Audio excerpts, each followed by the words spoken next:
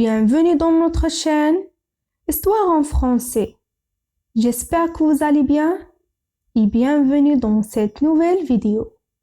L'histoire de cette vidéo, c'est Cendrillon. Allez, on commence. Il était un brave homme qui vivait dans un pays lointain. Il avait une belle maison et une ravissante fille.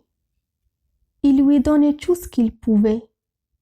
Alors, pour lui faire plaisir, il épousa une veuve qui avait 2 filles. Ainsi, avec une nouvelle maman et 2 sœurs, sa fille aurait tout pour être heureuse. Mais hélas, le brave homme mourut peu après. Tout changea pour la fillette. Sa belle-mère n'aimait que ses 2 filles, Anastasia et Javotte, aigouate, laide et méchante. Sa marâtre, qui était fort méchante, lui confia des tâches les plus rudes, la faisait coucher au grenier et la malmenait sans cesse. Les filles de la méchante femme traitaient Cendrillon plus mal encore.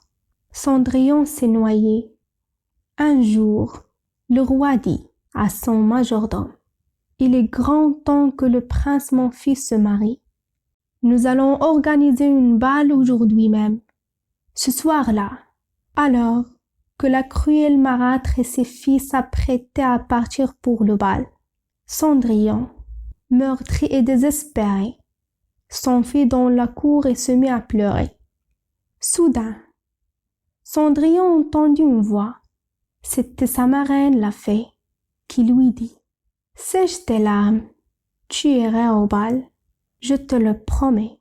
N'oublie pas que j'ai un pouvoir magique. » Et d'un coup de baguette, elle transforma une citrouille en un élégant carrosse, ses souris en fiers chevaux, un chien en crochet et les petites grenouilles en valets de pied.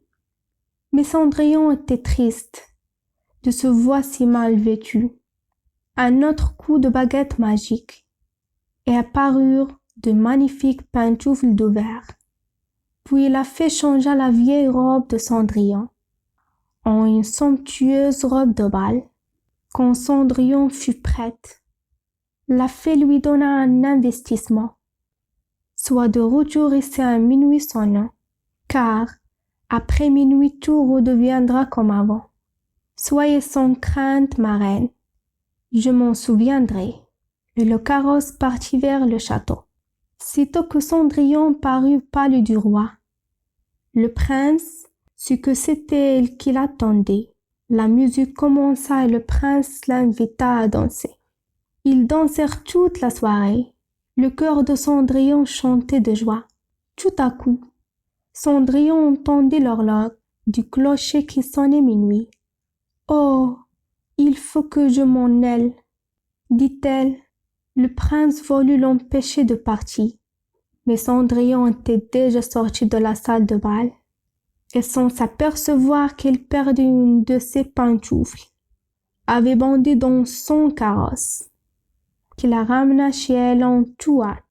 Le dernier coup de minuit venait à peine de sonner que tout redevint comme avant. Tout, sauf l'autre pantoufle de verre qu'elle put conserver en souvenir de cette merveilleuse soirée. Au palais royal, le serviteur trouva la pantoufle perdue et l'apporta au prince. Son père, le roi, avec l'approbation de la reine, donna ordre de faire essayer la pantoufle à toutes les filles du royaume et demanda qu'on ramène au palais royal celle qui pourrait la chausser. Au hasard de ses recherches, le prince arriva à la demeure de Cendrillon. Ses sœurs, Anastasia et Javotte, essayèrent la pantoufle, mais leurs pieds étaient trop grands. Le prince allait partir quand Cendrillon demanda de chausser la pantoufle de verre. Sa marraine, la fée, apparut et d'un dernier coup de baguette transforma Cendrillon. Le prince, qui en était déjà amoureux, la demanda en mariage, Le roi et la reine étaient très heureux. Cendrillon et le prince vécurent une longue vie de bonheur. Bonjour, n'hésitez pas à abonner dans notre chaîne, activez le bouton cloche et partagez la vidéo avec vos amis.